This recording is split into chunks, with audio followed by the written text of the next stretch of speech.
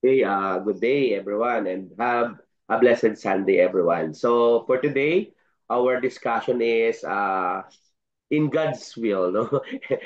In His will, no? Ethical consideration and ethics, no? Ethical consideration plays an important role, no, in guiding human behavior, decision making, and professional conduct. No? Ethics is the philosophical study of morality, no? Determining what is right and wrong and various contexts. No? Because ethical considerations ensure that individuals and organizations act in ways that align with principle of fairness, integrity, and responsibility, whether in research, in business, in healthcare, or education. No? Ethical consideration help maintain trust, accountability, and respect of our human rights. No? Ignoring this consideration can lead to ethical dilemmas, no? Possible conflicts, and potential harm to individuals or society. No? One fundamental ethical consideration is respect for autonomy, no? Which emphasizes individuals' right to make informed decisions about their own lives. No? In medical ethics, let's say, for example, the patient must be provide informed consent before undergoing any treatment or procedure. Similarly, in academic research, participants or uh, our target respondents must voluntarily agree to participate in studies after understanding potential risk and benefits. And this principle prevents coercion and ensures that individuals retain control over decisions affecting their well-being. And to give us more details about the topic, let us all welcome our presenter. Go ahead. Everyone, good morning. Today I will discuss the chapter 11, which is the ethical consideration in research. Before we start, let's discuss the following intended learning outcomes. The first one, explain the researchers' ethical responsibility when doing research, identify some ethical question as guide for the researcher at the start of a research project, describe several reasons why research ethics are important, identify codes and policies for research ethics, describe an IRB's function in key issues in evaluating the risk benefits of a proposed study. So in the next slide, let's define what is ethical considerations in research. Ethical consideration in research are a set of principles that guide your research designs and practices. These principles include voluntary participation, informed consent, anonymity, confidentiality, potential for harm, and results communication. So the reason why important yung ethical consideration in conducting research because it protects human participants. It also examines specific research activities and projects for their ethical soundness. And also ini-ensure niya that the researcher is conducted in a way that serves interest for individuals, groups, and society as a whole. So kapag nag-conduct ka ng research without considering the moral issue on what should be done and what should not be done, the professional integrity of the researcher it becomes at stake. So the notion of ethics is closely linked to the idea of morality.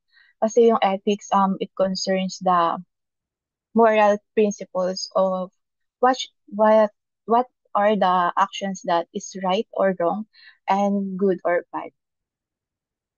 Next slide. In Brickman 2012, he lists some ethical questions as guide for the researcher at the start of a research project. The first one, what are the beneficial consequences of the study? So, what are the possible challenges na ma-encounter mo during your study? How can informed consent of the participants be obtained? Paano mo mapapapayag yung mga target respondents mo to participate in your study? How can confidentiality of the participants be protected? How can you assure them na yung data or information na ipoprovide nila will be kept confidential for the entire process ng study? what are the consequences of the study for the participants if there is possible harm or risk na na-encounter nila sa participate doon sa study mo. How will the researcher's role affect the study? So, alam mo dapat yung mga do's and don'ts that can directly affect your study. So, there are the codes and policies for the research ethics. The first one is honesty. So, strive for honesty on all aspects of your research in all scientific communication. So, reports honesty reports data, results, methods, and procedures, and publications status. Do not fabricate, falsify, and misrepresent the data. Do not deceive the public. So, katulad ng sinabi ni Doc last time na if 100 yung respondents mo, hindi mo pwedeng dayain yung, for example, yung 50 is i-conduct mo talaga siya, maghanap ka ng target respondents mo. Then yung 50 is dadayain mo lang yung data na makukuha mo. Next is objectivity. Mahalaga to avoid bias in experimental design, data analysis, data interpretation, and other aspects of research. So, iwasan yung pagiging bias or yung self-deception and also disclose yung mga personal or financial interest that can affect your study. Next is integrity. So, keep your promises and agreements with sincerity. Strive for consistency of thoughts and actions in in all process ng research mo. Carefulness. So, avoid careless errors and negligence. Carefully and critically examine your um, own work. Keep good records of research activities.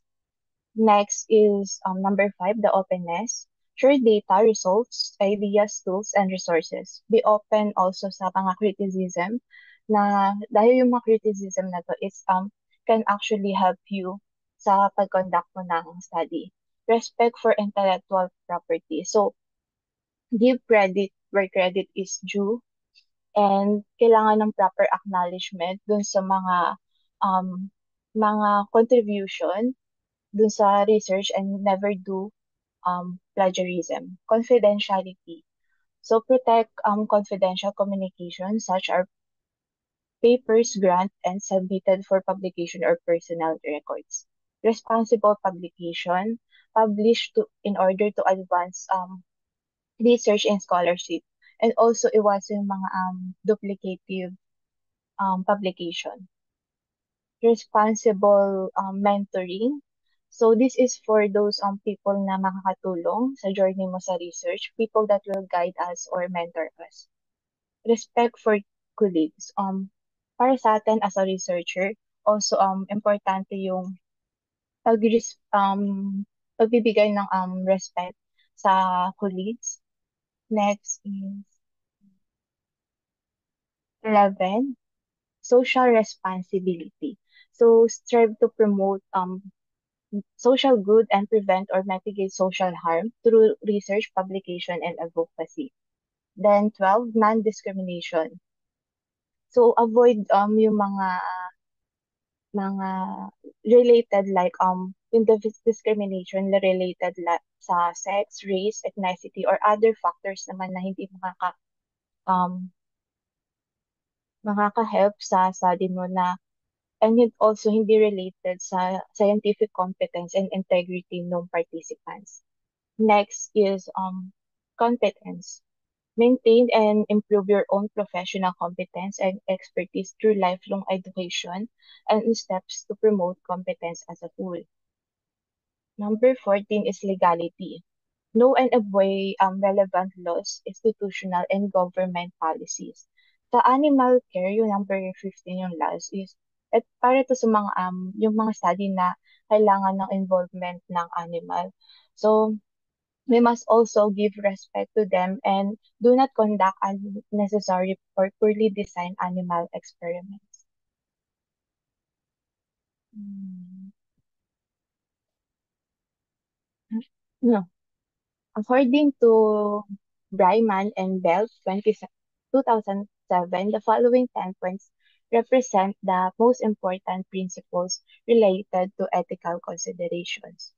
So the first one, so research participants should not be subjected to harm in any ways. So yung harm na tinutukoy nito can be vary in different forms. Yung first is yung psychological harm. So yung mga sensitive questions or tasks na pwede mo itanong sa participants mo be can trigger negative emotions like anxiety. Then next is yung social harm. Yung social harm is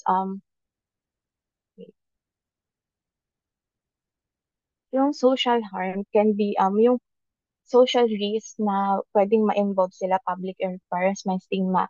While yung physical harm naman, yung mga study na nagre-require ng physical involvement na pwede mag-cause ng pain or injury. Then next, respect for dignity of research participants should be prioritized.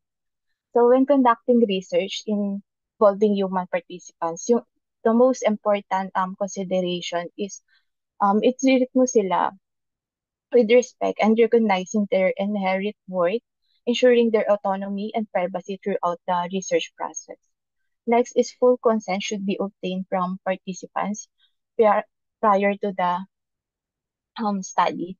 So yung informed consent, nakalagay dito yung mga benefits, risks, and institutional approve ng study mo.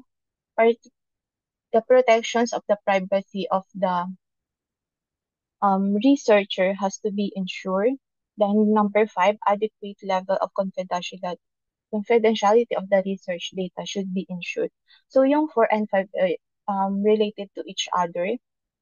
As you protect the privacy of your participant, you need to ensure na yung data or information na ipoprovide nila is ma protektahan mo during your study. Next is number 6, anonymity of individuals, organization participating in the research has to be ensured.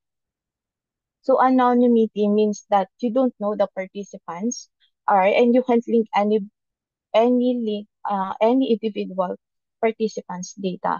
So you can only guarantee anonymity by not collecting yung mga personal identifying information like names, phone numbers, email addresses, IP address, physical characteristics, photos, and videos. Next is any deception or exaggeration about the aims and objectives of the researcher must be avoided. So with this, when designing and communicating about a research project, researcher must be completely truthful and accurate about what they are trying to achieve, avoiding any misleading or inflated claims about the study goals and purposes.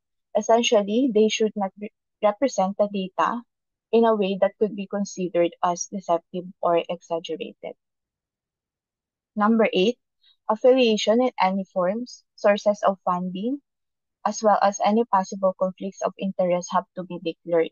So this means na anyone involved in projects such as research or publication must openly state any personal or financial connections where they receive financial support from any potential situation where their personal interest could influence their work, ensuring that transparency and avoiding the bias.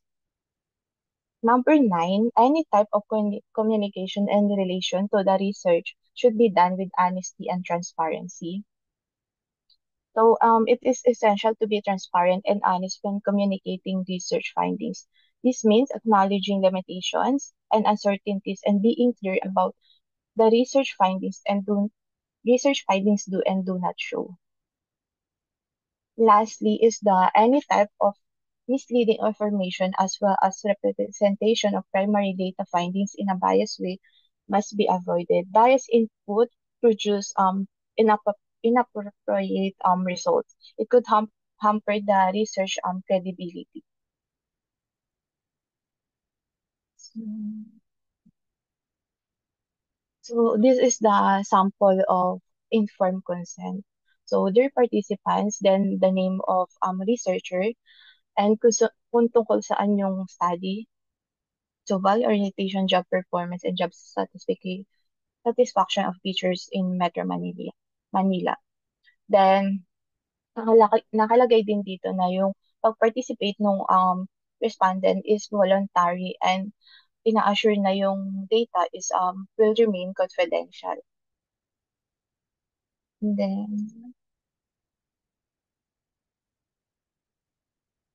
so next, what is the institutional review board? So the IRB is an administrative body and established to protect the rights and welfare of human research subjects. Recruited to participate in research activities conducted under the spice of the institution with which it is affiliated. So, yung RIBA is tinatawag din siyang Independent Review Board or Ethics Review Committee. So, the IRB is responsible of reviewing prior to its initiation or research, whether funded or not. That involves human participants. The concern is the welfare, rights, and privacy of human subjects. The IRB has the authority to approve, exempt, disapprove, monitor, and require modification in all research activities that fall within the jurisdiction as specified by both federal regulation and institutional policy.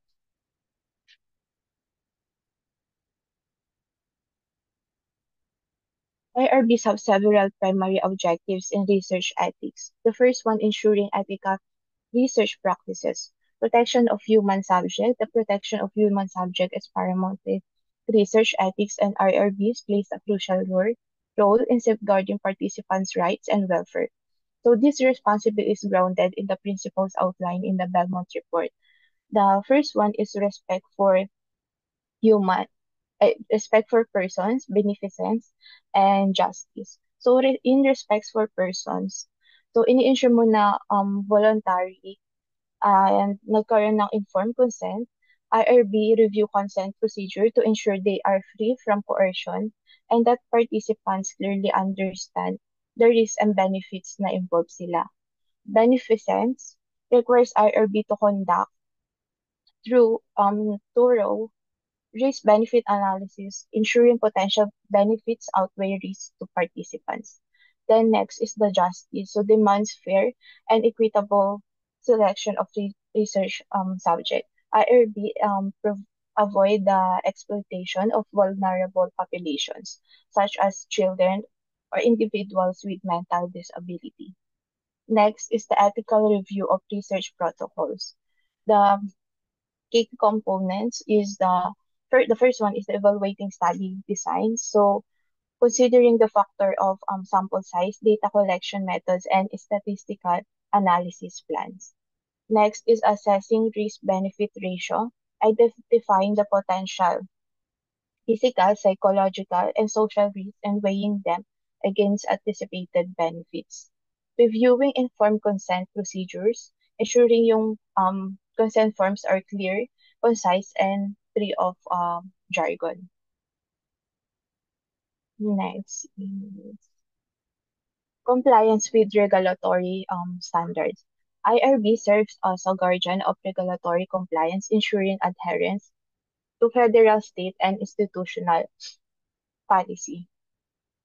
Sa adhering compliance with regulatory standards, so they stay updated on changing regulation and best practices is a constant challenge. So yung mga IRB members, they also participate sa mga ongoing trainings and educational programs to keep abreast of the latest developments na nangyayari na related sa research.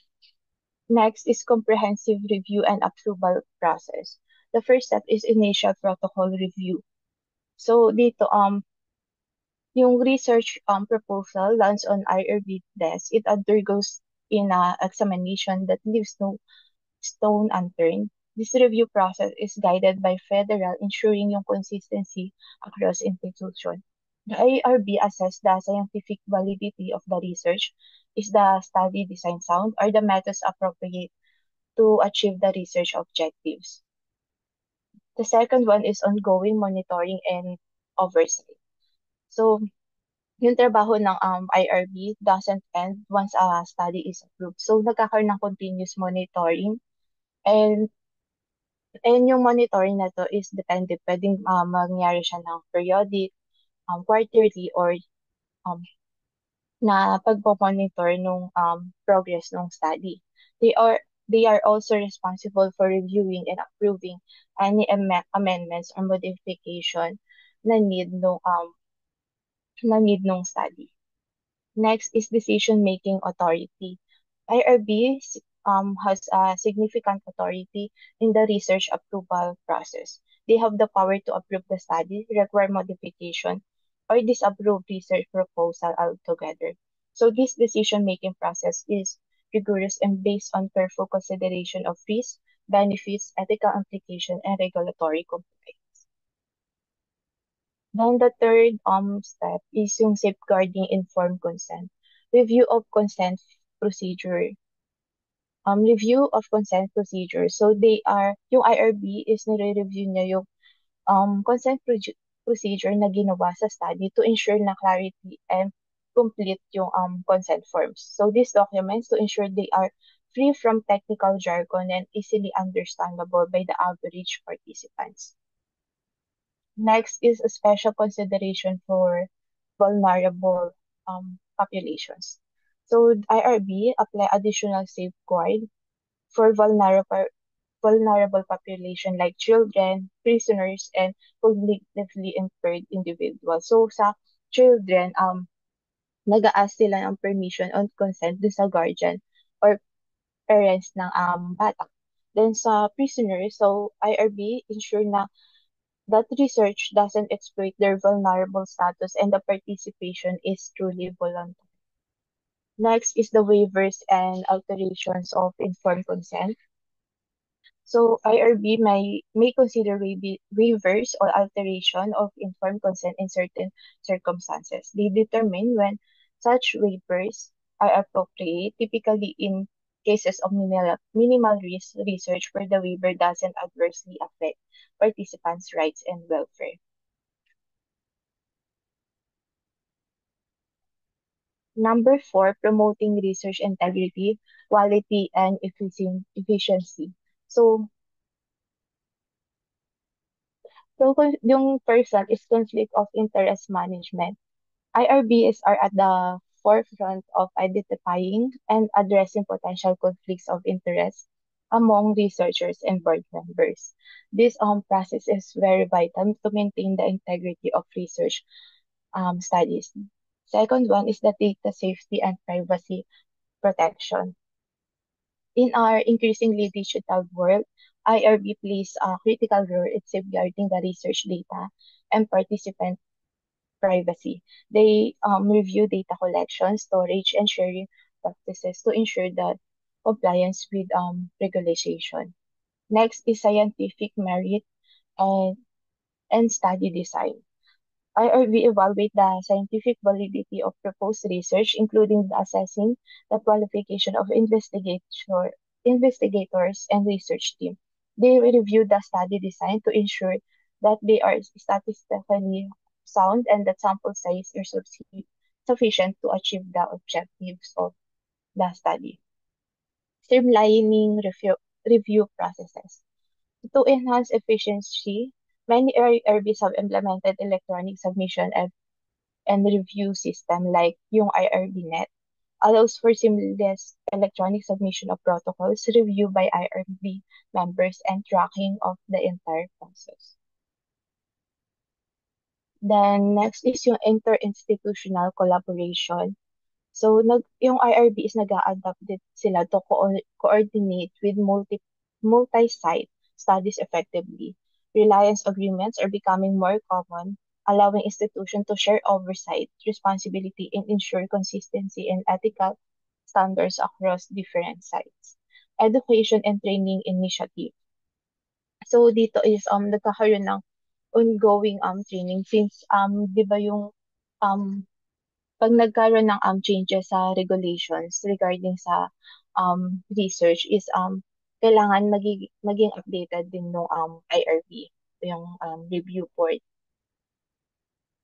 Next is, so I have sample na nakuha ko sa internet. So University of Perpetual Health System Delta and University of Perpetual Health System Unalta Institutional Ethics Review Board. So, katulad ng diniscuss ko kanina, yung goal or objective ng IRB is also goal ng University of Perpetual Health System Review Board. So, ang objective nila is to ensure na yung protection of the rights, safety, and well-being of human subject. The UPHS complies with the requirements of those international and national guidelines. This guideline has been developed to protect the human participants in research and to ensure the integrity of scientific data. So this is the sample of Institutional Ethics Review Board. The organizational charts. The first one, chairman of the board, CEO and president of the University of Perpetual Health System, and the chair, chief executive board. Next one is the president of University of Perpetual Health System Delta. Next is the president of University of Perpetual Health Delta Medical Center. Then followed by corporate vice president of research and the ethics review board chairman. And this is the sample of ethics review board review process ng University of Perpetual Health System. So they develop and recommend implement guidelines on the ethics review of research protocols. Ini-ensure din nilang satisfactory review of submitted research protocols by following standard operating procedures to issue ethics clearance to approve research protocols and to ensure the protection of rights and the well-being and safety of human participants in research.